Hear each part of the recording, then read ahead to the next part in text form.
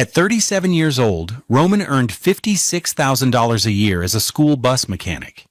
He could diagnose a failing transmission by the shudder it sent through the floorboards and tell you the brake pad life on a 2012 Thomas Safety Liner C2 just by the pitch of its squeal. His hands, calloused and permanently marked with the ghosts of old grease stains, could fix almost anything except his marriage. That, he was beginning to understand, was a machine designed to break him. The realization came into sharp, unbearable focus on Easter Sunday, seated at a table that was itself a monument to everything he was not. It was a 20-foot slab of polished mahogany in his mother-in-law Bernadette's Ardsley Park home. Ardsmond, a place of hushed carpets and air that smelled of lilies and money.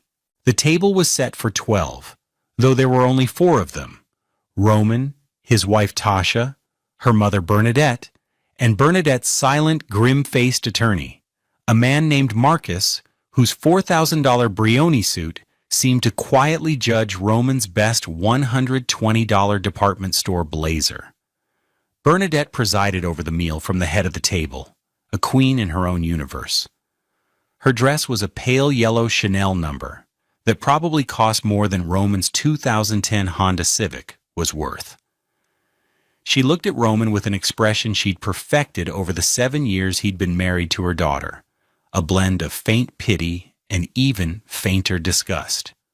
"Roman," she began, her voice smooth as the $300 a bottle Sancerre in their glasses, "Tasha and I have been talking about the future, about trajectory."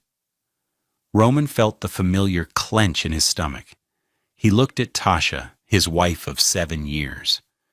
She sat beside him, her gaze fixed on the floral centerpiece. Her hair, once a cascade of beautiful, tight coils he'd loved to watch her twist and pin, was now chemically straightened into a severe, glossy sheet that fell past her shoulders. It was Bernadette's preference. Easier to manage, she'd said. More professional. Tasha's dress was a $900 silk wrap affair that matched her mother's, a visual signal of their united front. She wouldn't meet his eyes. "We feel," Bernadette continued, placing her fork down with a delicate click against the Villeroy and Bock china, "that this union has run its course. It was perhaps a mistake from the start, a youthful indiscretion on Tasha's part, but we are people who correct our mistakes." The phrase hung in the air, thick and suffocating. A mistake we keep correcting. It was her favorite refrain, a line she'd deployed for years in quieter, more subtle ways. When he'd bought Tasha a simple silver locket for their anniversary, Bernadette had replaced it the next week with a $3,500 Cartier pendant. When he'd proudly paid off his student loans, Bernadette had sighed and said, "Well, at least that's one less burden for Tasha to carry." Now the subtlety was gone. This was an execution. Marcus, the lawyer, slid a slim leather folio across the polished wood. It stopped perfectly in front of Tasha. He opened it, revealing a single, crisp document. "This is an agreement for an annulment," Marcus said, his voice as dry as old paper. "It's cleaner than a divorce. We're petitioning on the grounds of misrepresentation." Roman stared at him. "Misrepresentation? What did I misrepresent?" Bernadette let out a small, almost bored-sounding laugh. "Oh, Roman, please, don't make this more unpleasant than it has to be. You came into this family with nothing. You work a functional job. It's admirable, in its own way, like a sturdy workhorse. But Tasha was bred for the race. She is meant for a life you cannot provide and, frankly, cannot comprehend." He finally looked at Tasha, a desperate, silent plea. "Say something. Fight for us." She picked up a heavy silver pen, a Mont Blanc, probably another $1,000 object on this table of casual wealth. Her hand trembled slightly. Tasha?" he whispered. His voice sounded small and foreign in the cavernous dining room. She finally looked at him. Her eyes were cold, distant. "It's for the best, Roman. Mama's right. We want different things. I've wanted different things for a long time." "So you just end it? At Easter dinner?" "It seemed the most efficient way to handle it," Bernadette cut in, waving a dismissive hand. "We're all here. No need for messy phone calls or drawn-out drama. Sign the papers, and we can all move on with our lives. You'll be compensated, of course. A severance, if you will. $20,000 for your time." The insult was so profound, so complete, that it almost didn't register. $20,000 to erase 7 years of his life, 7 years of packing Tasha's lunch every morning, of fixing her car when it broke down, of holding her when her father passed, of believing they were building a life together, brick by brick. He scanned the document from across the table. He saw the legal jargon, the dense blocks of text, and then he saw the line that Marcus was pointing to, where Tasha was meant to sign. The petition described him, Roman Thompson, as a non-contributing spouse of questionable origin. Questionable origin. The words were a physical blow. He was a black man from Kyler Brownsville, raised by a single mother who worked 2 jobs. His origin wasn't questionable. It was just different from theirs. It was a world of grit and love and community, not manicured lawns and inherited portfolios. To them, that made it illegitimate. Tasha didn't even seem to register the cruelty of the language. She took a deep breath, her knuckles white around the expensive pen, and signed her name with a smooth, practiced flourish. She slid the folio back to Marcus. She did not look at her husband. Roman felt the floor drop out from under him. He was a mistake, a workhorse, a non-contributing spouse of questionable origin. He had no idea, sitting there in his cheap blazer, his world reduced to a signature on a piece of paper, that they had just made the biggest mistake of their lives. He had no idea what was coming. Have you ever been made to feel small by someone who was supposed to love you? It's a pain that sinks into your bones. Let us know in the comments if you've ever had to find the strength to stand up for your own worth. The 7 years leading up to that Easter dinner had been a masterclass in domestic camouflage. On the surface, Roman and Tasha were a modern couple navigating their differences. He was the steady, hands-on mechanic. She was the ambitious marketing director at a high-end real estate firm in downtown Savannah. Their life was a collage of carefully curated moments, most of them designed by Tasha and funded by Bernadette. Their first apartment, a cramped but sunny 1-bedroom in the Starland district, had felt like theirs. It cost them $1,200 a month, a sum they split down the middle. Roman had painted the walls, fixed the leaky faucet with a $5 washer he got from the hardware store, and built a small bookshelf out of reclaimed wood. He filled it with his collection of automotive repair manuals and Tasha's growing library of business bestsellers. For a year, it was enough. Then Bernadette had visited. She'd walked through the 700-square-foot space, her $1,800 Louis Vuitton handbag clutched in her manicured fingers, her nose wrinkled slightly. "It's cozy," she'd said, the word landing like an insult. "But Tasha, darling, how can you think big thoughts in such a small box?"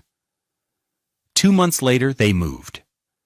The new place was a 2-bedroom condo on Oakmont Drive, closer to Ardsley Park. The rent was $2,800 a month. Roman's salary could barely cover his half, but Tasha insisted. "Mama is helping out," she'd said vaguely. The condo was sleek and impersonal, with gray walls and recessed lighting. The bookshelf Roman had built didn't fit the aesthetic. It was relegated to the back of a closet, replaced by a $2,200 minimalist chrome unit from an expensive catalog.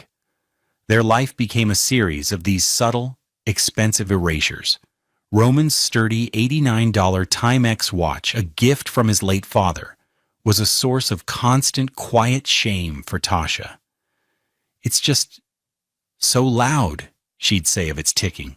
For his 30th birthday, Bernadette gave him a $4,500 Tag Heuer. It was heavy on his wrist and felt like a costume. He wore it only when they visited her. Most days he'd put on his Timex in the truck on his way to the depot. The familiar weight a small act of rebellion. The financial disparity was a chasm they pretended wasn't there.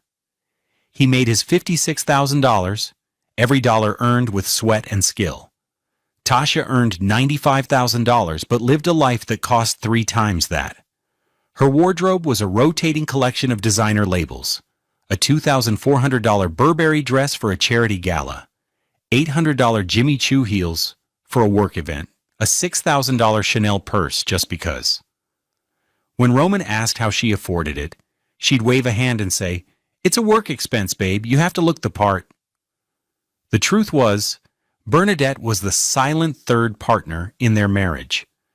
She paid for the white BMW 3 Series Tasha drove, a $43,000 car, while Roman drove his paid-off Honda with 187,000 miles on it. Bernadette funded their vacations, not to the cozy cabins in the Blue Ridge Mountains that Roman suggested, but to 5-star resorts in St. Bart's where a single dinner could cost $700. During these trips, Roman felt like an accessory Tasha had forgotten to coordinate with her outfit.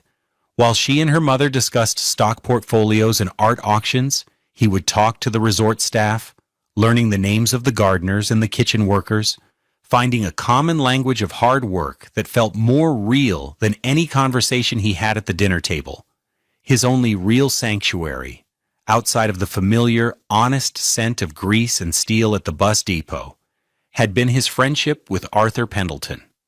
Arthur was an old-money Savannah gentleman, a reclusive millionaire who owned a dozen properties and a portfolio of blue-chip stocks.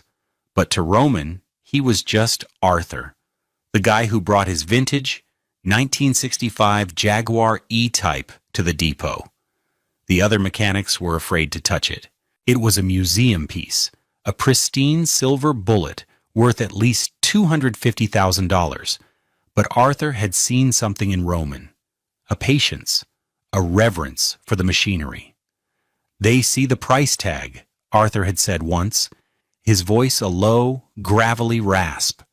He was a wiry man in his late 70s, with kind eyes and hands as gnarled as an old oak tree. "You see the engine.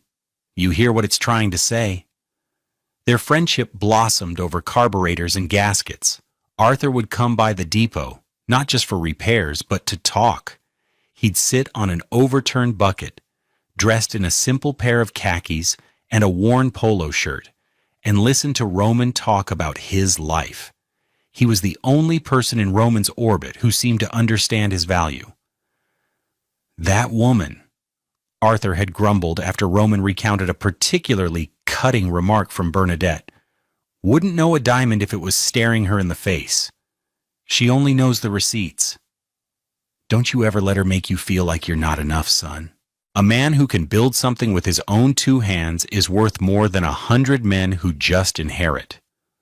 Roman had taken those words to heart. Arthur became the father figure he'd never really had. He taught Roman about engines, but also about dignity. He never once made Roman feel small. He saw the strength in his calloused hands, the intelligence in his diagnostic mind. When Arthur passed away from a sudden heart attack 3 months before that fateful Easter, Roman was devastated. He attended the funeral and stood in the back, a solitary figure in his simple suit. He saw Bernadette and Tasha there, in the front row. Tasha hadn't known about his deep friendship with Arthur. She only knew him as that rich old guy with the fancy car. Bernadette, however, was a different story. She was a prominent figure in Savannah's upper crust and had known Arthur for years through social circles. Roman saw her dabbing at her eyes with a lace handkerchief, a performance of grief for a man she barely respected. Later, Roman learned that Bernadette had often used Arthur's name as a financial reference.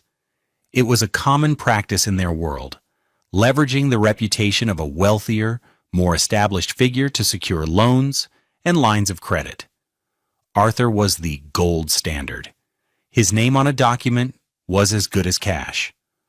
Bernadette had apparently used him as a reference on several significant business loans to fund her lavish lifestyle and real estate ventures. She had no idea that the quiet mechanic her daughter had married was the man Arthur trusted most in the world. She had made a critical mistake, and the consequences were still sleeping, waiting for the right moment to wake up. The drive home from Bernadette's house after the Easter signing was a tomb of silence. The air in Tasha's $43,000 BMW was thick with unspoken words. Roman sat in the passenger seat, the smell of expensive leather and Tasha's $250 Joe Malone perfume filling his lungs, and felt utterly alien. He looked at his wife, the woman who had just signed away their life together, as if she were canceling a magazine subscription. Her face was a mask of placid resolve. "So that's it?" he finally said, his voice raw. The sound was swallowed by the car's insulated interior. "That's it," she replied, not looking away from the road. "It's cleaner this way, Roman. No fighting, no drama." "No drama?" "Tasha, you ended our marriage at your mother's dinner table with her lawyer present. You called me a non-contributing spouse of questionable origin." "That's not drama." "It's just legal language," she said dismissively. "Marcus handles these things. You can't take it personally." "Not take it personally?" He felt a surge of cold, clear anger. "You just erased 7 years of my life. You sat there and let your mother call me a mistake. How am I supposed to take that?" She sighed, a sound of pure exasperation.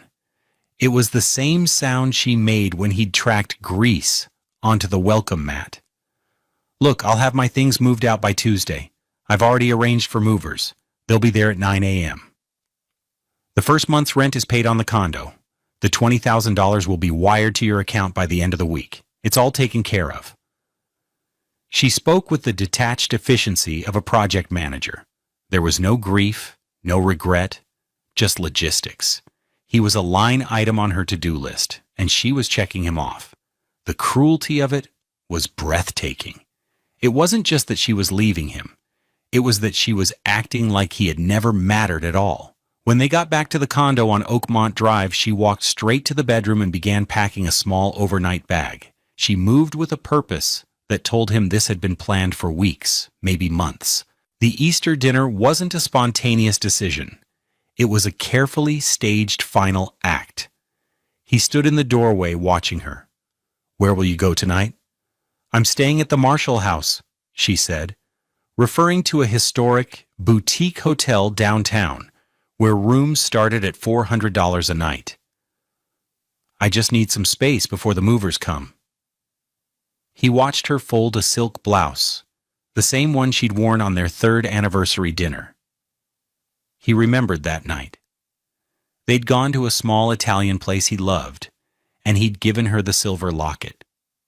She had cried. She'd said it was the most thoughtful gift she'd ever received. Now that memory felt like a lie. "Was any of it real, Tasha?" he asked, his voice barely a whisper. She stopped packing and stood up, finally facing him. For a moment, he saw a flicker of something in her eyes, a ghost of the woman he'd married. Then it was gone, replaced by a cool, hard shield. "I thought it was," she said. "I really did. But I grew up, Roman. And you didn't. You're still the same man I met 7 years ago. You're happy with your buses and your simple life. And that's fine. For you. But it's not enough for me. It was never going to be enough for me." She zipped her bag. "My mother was right. I was trying to fit a square peg into a round hole. It's time to stop." The next day, Monday, was a hollow echo of a life that no longer existed. Roman woke up alone in their king-sized bed. The indent of her head was still on the pillow beside him. He went to the kitchen to make coffee, his body moving on autopilot. He reached for 2 mugs out of habit before catching himself. He put one back, the small clink of ceramic on the shelf sounding like a gunshot in the silent apartment. His phone buzzed. It was a text from Tasha. Movers are confirmed for 9 a.m. tomorrow. Please make sure you're there to let them in. They will only be taking my personal belongings. Another text arrived a minute later. And Roman, please don't make a scene. Let's be adults about this. He felt a wave of nausea. A scene? He was the one being dismantled piece by piece, and she was worried he might make a scene. The condescension was suffocating. He typed and deleted 3 different angry responses before finally just writing back a single word, okay. Later that afternoon, another text. It was a picture. Tasha and Bernadette, clinking champagne glasses on the veranda of the Ardsley Park house. The sun was shining. They were smiling. The caption read, "To new beginnings." He stared at the photo, at the casual, celebratory cruelty of it. They weren't just ending a marriage, they were celebrating his removal. He was an obstacle that had been cleared from their path. He looked at Tasha's smiling face and felt a profound, chilling sense of loss. It wasn't just the loss of his wife. It was the loss of the 7 years he had invested in a person who was, it turned out, a complete stranger. That evening, another text message arrived, this time from a number he didn't recognize. This is Marcus Thorne. I'm writing to inform you that the annulment has been filed with the Chatham County Courthouse. A hearing is set for Friday, April 21st at 10 a.m. Given that Ms. Hayes is providing a generous settlement and you have no legal grounds to contest, your attendance is a formality, but required. A process server will deliver the official summons tomorrow. A generous settlement. He looked around the condo at the $2,200 chrome bookshelf, the $3,500 sofa they'd bought to appease Bernadette, the kitchen filled with all-clad pots and pans he'd never been comfortable using. All of it was a stage set for a life he was never meant to be the star of. He was just a temporary character, and his role had been written out of the show. The outrage was a slow, rising tide inside him. It wasn't hot and explosive, but cold and deep. It was the quiet, simmering anger of a man who had been systematically devalued, dismissed, and discarded. He thought of Arthur's words, "Don't you ever let her make you feel like you're not enough." He went into the bedroom and opened his sock drawer. Tucked in the back was the $89 Timex watch. He picked it up. The crystal was scratched, the leather band worn. He strapped it to his wrist. The familiar weight was comforting. The steady, loud ticking was the sound of his own heart, beating strong and true. He had no idea what he was going to do, but he knew one thing: he would not be erased. Roman spent the night on the couch. The king-sized bed felt like a vast, empty tundra, and the silence of the condo was too loud. He didn't sleep. He just lay there, listening to the hum of the refrigerator and the distant sound of traffic on Victory Drive, the minutes ticking by on his old Timex. He felt hollowed out, a building gutted by a silent fire. The next morning, Tuesday, he woke at 5 a.m., his mechanic's internal clock indifferent to his emotional state. He showered, the hot water a small comfort. He put on his work uniform, the heavy-duty blue pants and shirt with the county school district patch on the sleeve. He looked at himself in the mirror. The man staring back looked tired, his deep brown skin drawn tight over his cheekbones, his eyes shadowed with grief. But he was still standing. He tied his locks back, the familiar motion a small anchor in the storm. He left the condo before the sun was fully up, unable to bear the thought of being there when Tasha's movers arrived.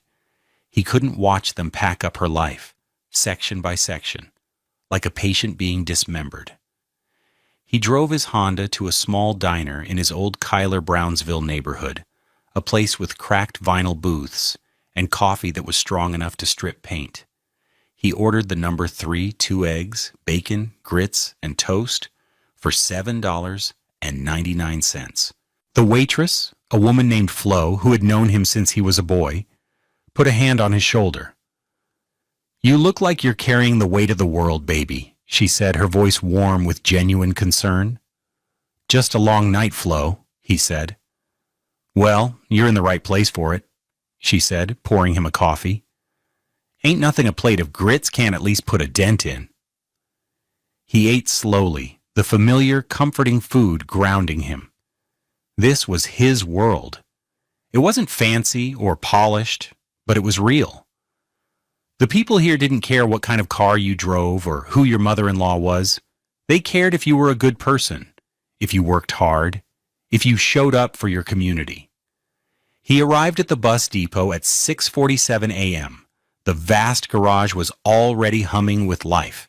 The scent of diesel, grease, and industrial-strength coffee filled the air. His boss, a gruff but fair man named Sal, clapped him on the back. "Thompson, you're on bus 12. Transmission slipping in second gear. Think it's the clutch pack." "Got it," Roman said, grateful for the simplicity of the task. A slipping transmission was a problem he could understand. It had rules. It had a solution he could find with his hands. He spent the next hour under the massive yellow bus, his world shrinking to the nuts and bolts of the Allison 2500 transmission. The work was methodical, demanding, and blessedly mindless. He didn't have to think about Tasha or Bernadette or the word annulment. He just had to think about torque specs and hydraulic pressure. At 8:02 a.m., one of the younger mechanics, a kid named Leo, poked his head under the bus. "Hey, Roman, there's, some lady here for you." In a suit. Roman slid out from under the bus on his creeper, his hands and arms coated in a thick layer of dark transmission fluid. Standing by his workbench was a tall, elegant black woman who looked profoundly out of place in the grimy depot. She wore a sharp navy blue power suit that probably cost $1,500 and held a sleek, leather portfolio. "Roman Thompson?" she asked, her voice professional and crisp. "That's me," he said, wiping his hands on a red rag. He left a greasy smear on his cheek. "My name is Evelyn Reed. I'm a notary public and an associate from the firm of Sterling and Vance. I have a package for you from the estate of Mr. Arthur Pendleton." Roman froze. Arthur. It had been 3 months since his death. He hadn't expected to hear anything more. "I was instructed to deliver this to you personally and only to you. I need to see your ID, and then I'll need your signature," she said. Roman fumbled for his wallet, his greasy fingers making the leather slippery. He handed her his driver's license. She checked it, nodded, and then presented a form on a clipboard. He signed his name, the pen feeling strange and delicate in his calloused hand. She handed him the leather portfolio. It was heavy, substantial. "These are executor's documents and personal effects. The senior partner at my firm, Ms. Imani Vance, will be in contact with you shortly. She was Mr. Pendleton's personal attorney."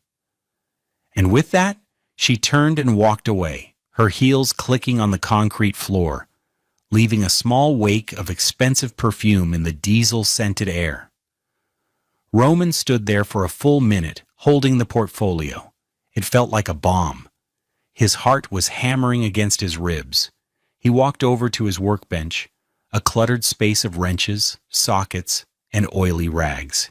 He carefully cleared a space and laid the portfolio down. His hands were trembling.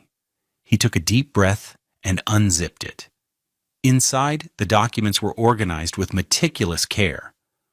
On top was a thick, cream-colored envelope with his name written on it in Arthur's familiar, spidery handwriting. He opened it. It was a letter. "My dearest Roman," the letter began. "If you are reading this, Then my old ticker has finally given up the ghost. Don't be sad for me. I've lived a long and fortunate life, the last few years of which were made richer by your friendship. I told you once that a man who builds with his hands is worth more than 100 who just inherit. I meant it. You have a skill, a character, and a dignity that money cannot buy, which is why I am giving you mine. Roman's breath hitched. He read the line again, which is why I am giving you mine. I have no children, and my remaining family are vultures who have been circling for years. I couldn't bear the thought of them squandering my life's work on frivolous things. I wanted my legacy to go to someone who understands the value of things, not just the price. Someone who knows how to build, not just consume. That person is you, Roman. My attorney, Imani Vance, will walk you through the details. She is the sharpest mind in Savannah, and you can trust her implicitly. I've left you everything. The properties, the portfolio, the accounts. Use it to build something good. Use it to build a life of your own design, free from the judgment of small-minded people. You are not a mistake, son. You are the finest man I have ever known. Your friend, Arthur. Roman's eyes filled with tears, which traced clean paths through the grease on his cheeks. He gently folded the letter and placed it on the bench. Underneath it was the top page of a legal document. It was titled, Last Will and Testament of Arthur J. Pendleton. His eyes scanned the page, past the dense legal text, until they landed on a specific clause. Article 3, Disposition of Estate. It read, I give, devise, and bequeath the entirety of my residual estate, real and personal, to my dear friend, Roman Thompson. He kept reading, his mind struggling to process the words. He turned the page, and then another. He found a summary of assets. It was a long list of stocks, bonds, real estate holdings, and bank accounts. At the bottom of the page, there was a number, an estimated total value of the estate. His eyes widened. He read the number once, then twice, certain he was misreading it. He wasn't. $18,247,550.34. $18 million. He sank onto a nearby stool, the world tilting on its axis. The sounds of the garage, the clang of metal, the hiss of pneumatic tools, the shouts of the other mechanics, faded into a dull roar. Just yesterday, he was a man whose life was being bought out for a generous settlement of $20,000. A non-contributing spouse. A mistake. Now he was something else entirely. He looked at his grease-stained hands. Arthur had seen their worth.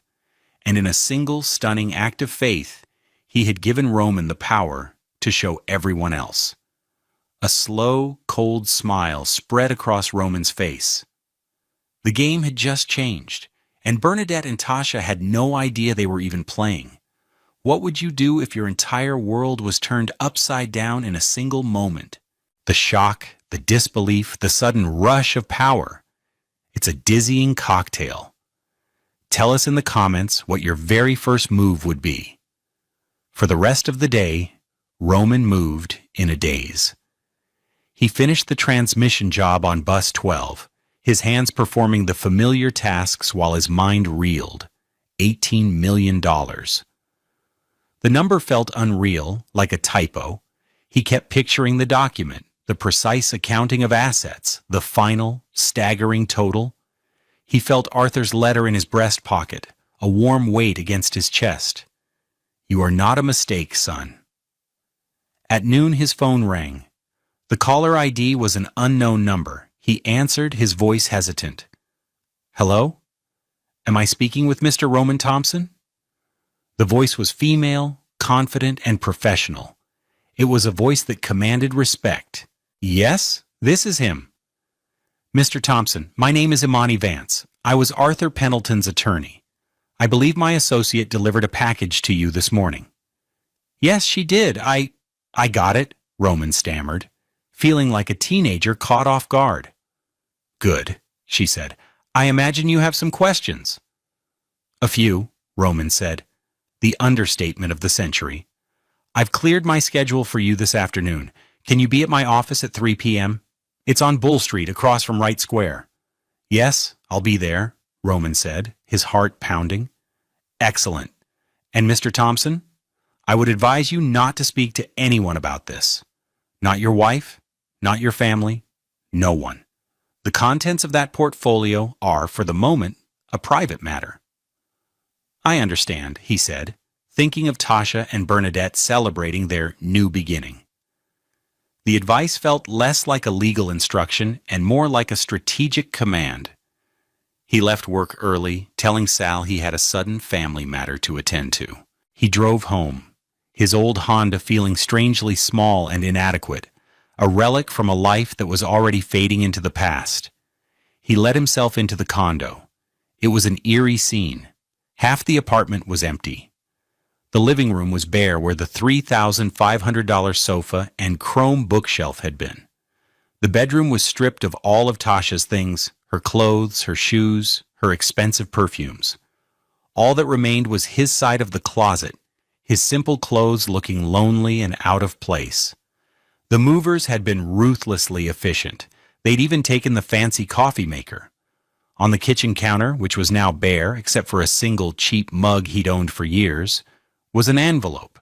His name was written on it in Tasha's handwriting. Inside was a check for $20,000. The memo line was blank. It wasn't a settlement. It was a dismissal. A final payment for services no longer rendered. He looked at the check, then at the leather portfolio sitting on the passenger seat of his car. The absurdity of it was almost comical. He left the check on the counter. At 2:45 p.m., he parked his Honda in a public garage near Wright Square. He felt self-conscious, his work boots and simple clothes standing out amidst the lawyers and bankers striding along Bull Street. He found the building, an old, elegant brick structure with a heavy oak door. The firm of Sterling and Vance was on the 3rd floor. The office was the opposite of Marcus Thorne's sterile, modern aesthetic. It was filled with old books, rich wood, and African art. It felt powerful, rooted in history and wisdom. A receptionist led him to a corner office with a stunning view of the square. Imani Vance stood to greet him. She was the woman from the notary's photo, tall, poised, with her hair in elegant silver-streaked locks that were pinned up. She wore a tailored dress that was understated but clearly expensive, maybe $2,000. She radiated an aura of calm, unshakable competence. She was, Roman realized, a force of nature. "Mr. Thompson," she said, shaking his hand. Her grip was firm. "Please call me Imani and have a seat. I am so sorry for your loss.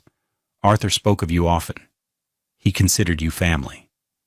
"He was my friend," Roman said, his voice thick with emotion. "The best I ever had." "He felt the same," she said gently. "Which is why we are here? I assume you've reviewed the documents?" "I've skimmed them," Roman said. "The number, it doesn't seem real." "I assure you it is very real," Imani said, opening a file on her desk that mirrored the one he had. "The estate is valued at a little over $18 million. After estate taxes, which Arthur planned for extensively, you will be the sole beneficiary of a trust fund currently valued at approximately $18,247,550. The assets are a mix of equities, municipal bonds, and commercial real estate holdings here in Savannah. It's a well-managed, stable portfolio designed for long-term growth." She spoke about millions of dollars with the same calm demeanor Roman used to discuss brake fluid. He just listened, trying to absorb it all. "Now," she said, her tone shifting slightly, becoming more focused. "Arthur told me about your personal situation, about your wife and her mother." Roman was taken aback. "He told you about them?" "Arthur was a very shrewd man. He didn't just leave you his money. He left you his protection. He knew they underestimated you. He knew they looked down on you. He wanted to ensure you had the tools not just to thrive, but to defend yourself. She pulled out another folder. This one was thinner. Before he passed, Arthur was made aware that a Mrs. Bernadette Dubois, your mother-in-law, had been using his name and financial standing as a guarantor on several significant business loans. Roman's blood ran cold. She what? It's a distasteful but not uncommon practice in her circle, Imani explained. She'd list Arthur as a key financial partner or reference to secure favorable terms from banks. She took out 3 major loans in the last 2 years. One for $1.2 million to renovate her Ardsley Park home. One for $750,000 as a speculative investment in a commercial property on the south side. And a revolving line of credit with a $500,000 limit, which she has maxed out. The total liability is just under $2.5 million. Imani leaned forward.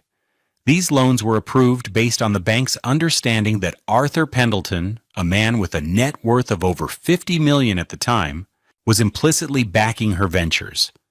They contain what's known as a key man clause.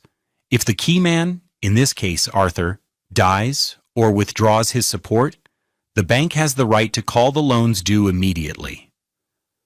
Roman stared at her, the pieces clicking into place. With Arthur's passing, Imani continued, the estate is now the guarantor.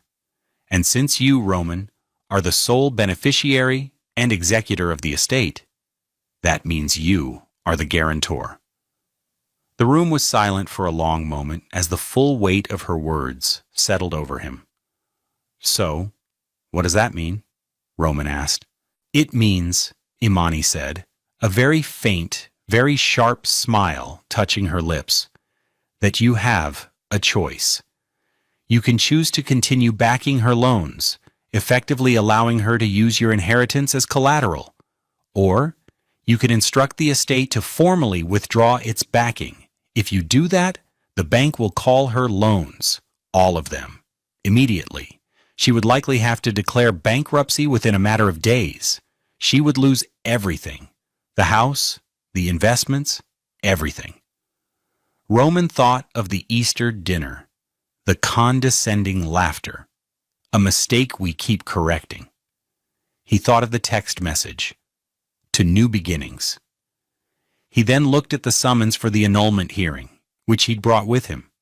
He slid it across the desk to Imani. She read it, her expression hardening as she got to the part about him being a non-contributing spouse of questionable origin. She looked up at him, her eyes like polished steel.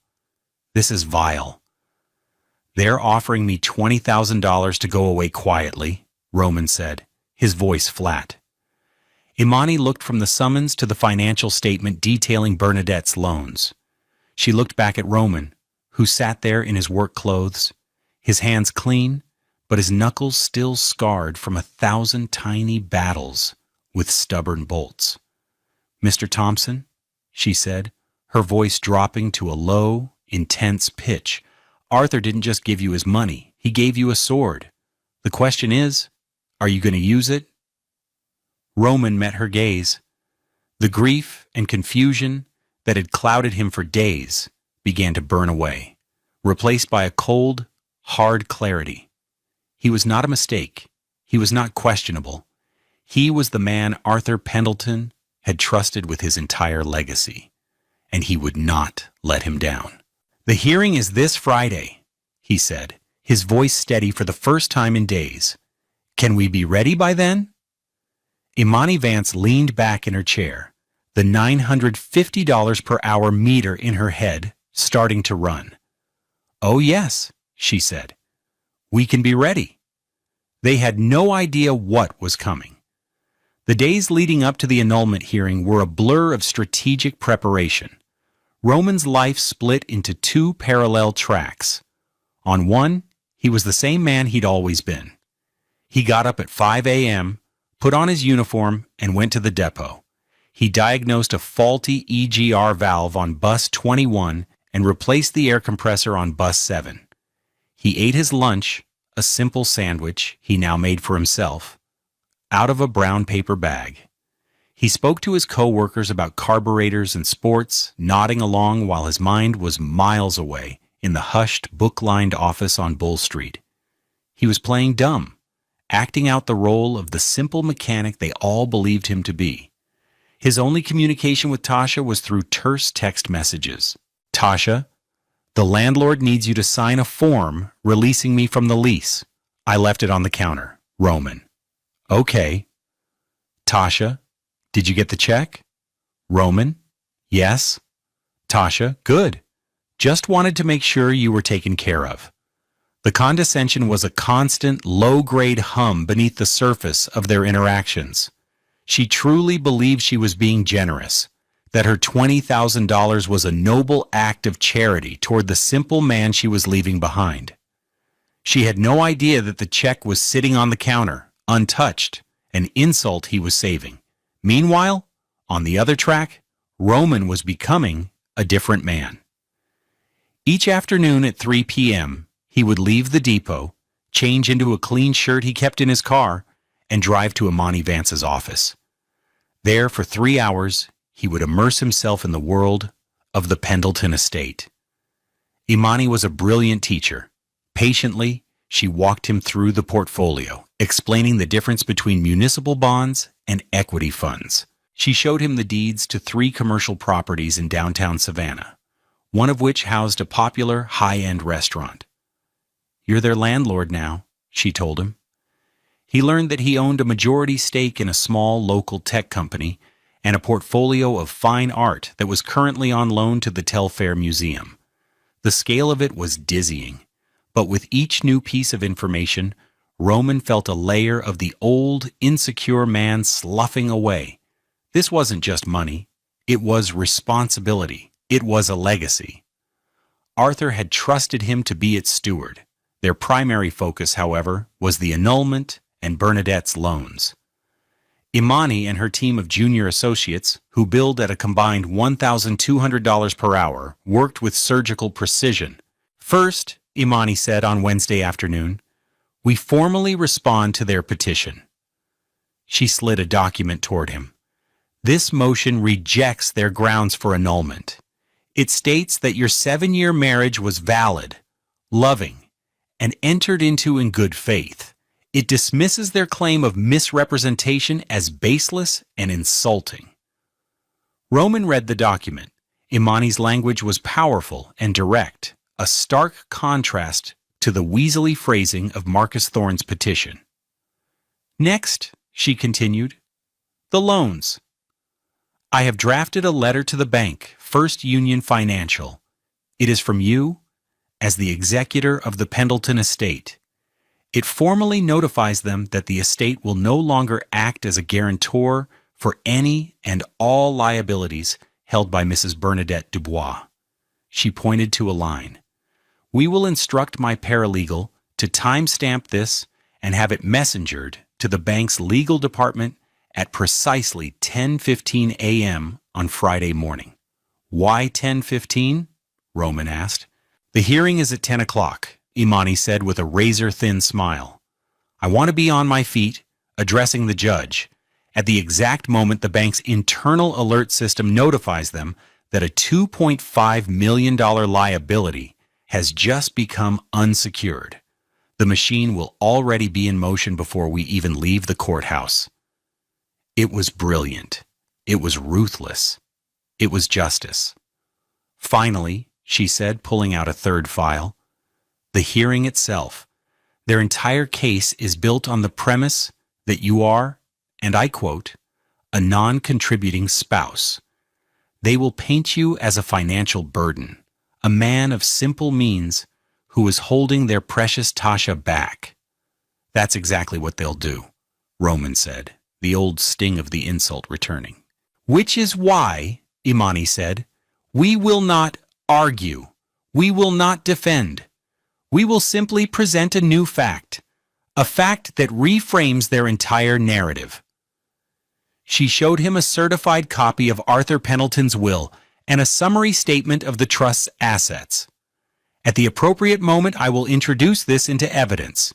I will read the relevant passages aloud to the court. We will demonstrate that far from being a non-contributing spouse, you are in fact one of the wealthiest men in the state of Georgia. Their petition will be rendered not just baseless, but absurd. Roman sat back, the sheer, elegant strategy of it all taking his breath away. It wasn't a messy, emotional fight. It was a clean, precise demolition. He thought of Bernadette's favorite phrase, "We are people who correct our mistakes." He was about to correct hers. On Thursday evening, the night before the hearing, he got a call from Tasha. It was the first time he'd heard her voice in days. "Roman? I'm just calling to see if you're—" "Okay," she said. Her tone was strange, a little hesitant. "I'm fine, Tasha," he said, his voice calm and even. "Good. Good. Look, about tomorrow, just let Marcus do the talking. It will be over in 15 minutes. There's no need to say anything. It's just a formality." "I understand," he said. There was a pause. "Are you sure you're okay? You sound different." "I'm just tired," he said. It wasn't a lie. He was tired of being underestimated, tired of being dismissed, tired of being their mistake. "Okay, well, I'll see you tomorrow then," she said and hung up. Roman stood in the empty living room of the condo. He was wearing his best suit, the $120 blazer from that terrible Easter dinner. It felt different now. It no longer felt like a costume he was wearing to try and fit in. It felt like a uniform. The uniform of a man who knew his own worth, a worth that had nothing to do with money, but was about to be proven by it. He laid the suit out for the morning, and for the first time in a week, he slept soundly through the night. Friday, April 21st, dawned bright and clear. A perfect Savannah spring day. Roman drove downtown not in his old Honda, but in a black Lincoln Navigator. Imani had arranged it. "Optics matter, Roman," she'd said. "We arrived not as a defendant, but as a plaintiff in a different kind of case." The car itself was a $90,000 statement of intent. He met Imani on the steps of the Chatham County Courthouse. She was a vision of power in an $8,700 Armani suit, the color of ivory, carrying a handsome leather briefcase that probably cost more than his first car. She gave him a small, reassuring nod. "Ready?" she asked. "Ready," he said. They walked into the marbled, echoing halls of the courthouse. The air was cool and smelled of old paper and floor polish. They found the designated courtroom. Tasha, Bernadette, and their lawyer, Marcus Thorne, were already there, huddled together on a wooden bench. Bernadette looked magnificent in a crisp white suit, her silver hair perfectly coiffed. She surveyed the courthouse with an air of bored ownership, as if it were simply another one of her properties. Tasha stood beside her, looking nervous, but determined. She wore a blush-pink dress and clutched her phone in her hand. When she saw Roman, her expression tightened. She glanced at his simple blazer, then at Imani, her eyes lingering on the lawyer's expensive suit with a flicker of confusion and perhaps a hint of professional jealousy. Bernadette didn't even bother to look at Roman. She simply gave Imani a dismissive once-over, sizing her up as a rival, not as Roman's counsel. "Marcus, who is that?" Bernadette murmured, just loud enough for Roman to hear. "Local attorney, Imani Vance. Decent reputation, but this is an open and shut case." "Don't worry," Marcus whispered back, radiating a smug confidence that set Roman's teeth on edge. They filed into the courtroom at 9:55 a.m. It was a small, wood-paneled room. The judge was a stern-looking woman in her 60s named Judge Althea Washington.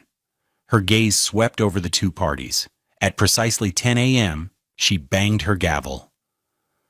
"We are here to hear the petition for annulment in the case of Hayes versus Thompson. Mr. Thorne, you may begin." Marcus stood, smoothing his $4,000 Brioni suit. "Thank you, Your Honor. This is a straightforward matter. My client, Ms. Tasha Hayes, entered into this union 7 years ago under a significant misapprehension of the defendant's character and station. The marriage has, for all intents and purposes, been a non-starter. My client has been the sole financial and emotional engine of the relationship. The defendant, Mr. Thompson, while a man of simple trades, has been a non-contributing spouse." He used the phrase with relish. "His origins and his lack of ambition have proven to be an insurmountable obstacle to a true and equal partnership. We are petitioning for a clean break, an annulment, to correct this youthful error in judgment. Ms. Hayes has generously offered a financial settlement of $20,000 to ensure Mr. Thompson is not unduly burdened by this dissolution." Judge Washington looked over at Roman with a neutral expression. "Mr. Thompson, do you have counsel?" Imani Vance stood. The entire atmosphere in the room shifted. She commanded attention without raising her voice. "I do, Your Honor." Imani Vance for the respondent, Roman Thompson. "Ms. Vance," the judge said, a hint of respect in her tone. "Does your client wish to contest this petition?" "We do, Your Honor," Imani said, her voice calm and clear. "We contest it in the strongest possible terms. We assert that this was a valid and loving marriage, and that this petition is not just baseless, but a malicious and defamatory action designed to humiliate my client." Bernadette let out a quiet, derisive scoff. Tasha shifted uncomfortably. "The petition's central claim," Imani continued, her voice ringing with clarity, "is that my client is a non-contributing spouse, that his financial station is so far beneath Ms. Hayes's that it constitutes a form of fraud. Is that a fair summary, Mr. Thorne?" Marcus looked flustered for a second. "It is, essentially, yes." "Very well," Imani said. "In that case, Your Honor, I would like to introduce a new fact into these proceedings. A fact that has only recently come to my client's attention. It fundamentally reframes the financial landscape of this relationship and renders this entire petition moot." She walked to the clerk and handed over a file. "This is a certified copy of the last will and testament of the late Mr. Arthur J. Pendleton, and a summary of assets for the trust he established." At the mention of Arthur's name, Bernadette sat up straight. A flicker of confusion crossed her face. Marcus Thorne looked baffled. "Objection, Your Honor," Marcus said weakly. "Mr. Pendleton's estate has no bearing on this domestic matter." "On the contrary, Your Honor," Imani countered smoothly, "it has every bearing, particularly when the petitioner's entire case rests on an assertion of my client's financial inferiority." Judge Washington looked intrigued. "I'll allow it. Proceed, Ms. Vance." Imani turned to face Tasha and Bernadette. She looked directly at them as she spoke, but her words were for the court. Her watch read 10:16 a.m. "Your Honor, 3 months ago, the respected philanthropist and businessman Arthur Pendleton passed away. He was a man of considerable wealth and influence in this city. As his will, now certified by the state of Georgia, makes clear, he left his entire estate to a single individual. He chose a person he believed embodied the values of hard work, integrity, and character." She paused, letting the weight of her words settle in the silent room. "He did not leave his fortune to his family. He did not leave it to a charitable foundation. He left it, in its entirety, to the man he called his best friend." Imani raised her voice just enough to cut through the stillness. "He left it to my client, Mr. Roman Thompson." The silence in the courtroom was absolute. It was as if all the air had been sucked out of the room. Tasha's face went completely white. Her jaw dropped, a small, audible click in the silence. Bernadette stared, her eyes wide with disbelief, her mask of bored superiority shattering into a million pieces. According to Article 3 of his will, Imani continued, her voice like a hammer striking an anvil, Mr. Thompson is the sole beneficiary of a trust valued, as of this morning, at $18,247,550.34. A collective gasp went through the small gallery. Marcus Thorne looked like he'd been punched in the stomach. At that exact moment, a sharp buzz vibrated from the plaintiff's table. It was Bernadette's phone. She glanced down at it, her face contorting in confusion. A notification from her banking app glowed on the screen. Imani didn't miss a beat. Furthermore, Your Honor, it has come to our attention that Mrs. Bernadette Dubois, the petitioner's mother, has secured approximately $2.5 million in loans by leveraging the good name of the late Mr. Pendleton. As the new executor of the Pendleton estate, Seguedale, my client has this morning instructed the estate to withdraw its backing for those loans. I imagine Mrs. Dubois will be hearing from her bank very, very shortly. Bernadette's face, already pale, turned a ghastly shade of gray. Her hand flew to her chest. She snatched her phone, her fingers fumbling with the screen. She read the notification, a look of pure, unadulterated horror dawning in her eyes. The loans were being called, all of them, due immediately. This is impossible, Bernadette whispered, her voice a strangled croak. Tasha was just staring at Roman. Her face was a maelstrom of shock, confusion, and a dawning, terrible understanding. She looked at the man in the simple $120 blazer, the man she had called a mistake, the man she had dismissed for $20,000, and saw not a mechanic, but a king. Imani Vance let the chaos bloom for a perfect, satisfying moment before delivering the final, devastating blow. Your Honor, she said, her voice cutting through the rising panic, given that my client's net worth is approximately 50 times that of the petitioner, and that he is now the financial guarantor of her mother's collapsing business empire, the claim that he is a non-contributing spouse is, to put it mildly, absurd. We move for immediate dismissal of this petition, with prejudice. Judge Washington looked from Bernadette's ashen face to Tasha's stunned silence, then to Roman, who sat perfectly still, his expression calm and unreadable. She looked at the documents. She looked at Imani. A slow, wry smile spread across her face. Ms. Vance, she said, motion granted.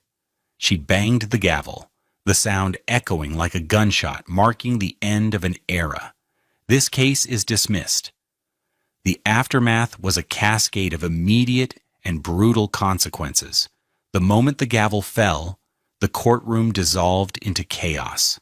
Bernadette let out a strangled cry, a sound of pure agony, as the full reality of her situation crashed down upon her. She was staring at her phone, her fingers scrolling frantically through alerts from her bank. No, no, no, she muttered, her voice trembling. This can't be happening. Marcus Thorne, his face slick with sweat, rushed to her side. Bernadette, calm down. We can fix this. We'll call the bank. We'll file an injunction. Fix this? She shrieked, her voice cracking, all pretense of composure gone. She turned on him, her eyes wild with fury. You told me this was open and shut. You let this happen. Tasha was frozen, her gaze locked on Roman as he stood up from the defendant's table. He looked at her, his expression not of triumph, but of a deep, quiet finality. There was no anger in his eyes, just a vast, unbridgeable distance. In that moment, she understood that she hadn't just lost a husband, she had lost a world she never even knew existed. She had thrown away a winning lottery ticket because she didn't like the color of the paper it was printed on. Roman and Imani walked past them without a word. As they passed, Tasha reached out a trembling hand. Roman, wait, she pleaded. He stopped but didn't turn around. Please, she said, her voice breaking. We need to talk. I didn't know. I swear, I didn't know. Roman finally turned to face her. He looked at her, then at her weeping mother, then back to her. There's nothing to talk about, Tasha, he said, his voice quiet but firm. You made your choice. You signed the paper. He paused, letting the words land. It was just a formality, remember? He repeated her own words back to her, a devastating callback to their last phone conversation. Then he turned and walked out of the courtroom, leaving her standing in the ruins of the life she had so carelessly demolished. The consequences enumerated themselves with brutal efficiency over the next few hours and days. Consequence 1. The Ardsley Park Veranda. By 2 p.m. that same Friday, First Union Financial's legal team had already filed an emergency motion to place a lien on Bernadette's assets. Her prized Ardsley Park home, a $2.1 million mansion that was the symbol of her social standing, was the primary collateral on the $1.2 million renovation loan. With the loan in default, the house was immediately placed into receivership. By Monday morning, a realtor was on the front lawn planting a for sale sign. Consequence 2. The luxury cars. The revolving line of credit Bernadette had maxed out had been used to finance her and Tasha's lavish lifestyles. This included the lease on her $115,000 BMW 7 Series and Tasha's $43,000 3 Series. With the line of credit frozen and called due, the leasing company was notified. On Tuesday, 2 tow trucks arrived simultaneously. One at Bernadette's now-for-sale mansion, and one at the downtown marketing firm where Tasha worked, and repossessed both vehicles in front of horrified onlookers. Tasha had to take a $15 Uber back to the empty condo she no longer had a right to. Consequence 3. Social ruin. News of Bernadette's financial collapse spread through Savannah's elite circles like wildfire. Her $80,000 initiation fee and membership at the Oglethorpe Club were revoked for non-payment of dues. The charities she sat on the boards of quietly asked for her resignation. The friends who had once flocked to her parties now crossed the street to avoid her. She was a pariah, a living ghost haunting the edges of a world that had utterly rejected her. Consequence 4. Tasha's freefall. With Bernadette's financial support gone, Tasha's world imploded. The credit cards her mother paid for were all declined. Her salary of $95,000, once a handsome sum, was laughably inadequate to maintain the lifestyle she was accustomed to. She was forced to break the lease on the expensive downtown apartment she had planned to move into, losing her deposit. She was left with nothing but her designer clothes, which she soon began selling on luxury consignment websites for pennies on the dollar, to pay for rent on a small, bleak apartment far from the city center. The voicemails started that Friday afternoon. They were a perfect chronicle of Tasha's descent into desperation. Voicemail 1, Friday, 3:12 p.m. Angry, confused. Roman, call me. We need to talk about what happened in court. My mother is a mess. I don't understand what you did, but you need to fix it. This isn't funny. Voicemail 2, Saturday, 11:04 a.m. Pleading. Roman, please, pick up the phone. I'm so sorry. I was wrong. I was so wrong. My mother, they're going to take the house. Please, you can stop this. I know you can. For us. Voicemail 3, Tuesday, 1:30 p.m. Sobbing. They took my car, Roman. They towed it from my office in front of everyone. I'm so humiliated. I don't know what to do. I have nothing. Please, I'm begging you. I still love you. I know I made a mistake, a terrible mistake. We can fix it. I'll do anything. Voicemail 4, Thursday, 9:47 p.m. Numb, defeated. I'm at the old condo. I know you're not here. I don't know where else to go. I have the check, the $20,000. I know it's a joke now. I get it. I get everything now. I was a fool. I wanted to hear your voice." Roman listened to each message once, his face impassive. He saved them not out of spite, but as evidence. Evidence of a character so profoundly flawed that it could only recognize value when it was displayed on a bank statement. He never called back. He had Imani's firm send one final formal communication to Tasha and Bernadette via Marcus Thorne. It was a restraining order, prohibiting them from contacting him or coming near his home or place of work. Enclosed with the order was the uncashed $20,000 check, torn neatly in half. A year later, the world was a different place. The sun, a familiar Savannah gold, streamed through the large bay doors of what was once the Chatham County School Bus Depot. The air no longer smelled only of diesel and grease, but also of fresh paint and new beginnings. A handsome, professionally painted sign hung over the entrance, Thompson and Sons Community Auto. The Sons was aspirational, a nod to a future Roman was building, and a quiet tribute to the man who had called him one. Roman, now 38, stood in the center of the immaculate workshop floor. He had bought the depot 6 months after the hearing, when the county decided to outsource its transportation services. He'd paid the $1.8 million asking price in cash. He'd spent another $500,000 renovating it, installing state-of-the-art lifts, diagnostic equipment, and a classroom space in the back. He wore a simple pair of dark blue overalls, custom-made and clean, over a plain white t-shirt. On his wrist was the old, scratched $89 Timex. It was the only watch he ever wore. The $18 million fortune was quietly managed by Imani Vance's firm, growing steadily. Roman drew a modest salary, enough to live comfortably, but simply in a small, historic house he'd bought in the Victorian district. The rest of the depot's profits, and a significant portion of the trust's annual yield, were funneled into a new foundation he'd started. The Pendleton Project, which gave scholarships and tool grants to young people in Savannah who wanted to learn a skilled trade. He wasn't alone in the shop.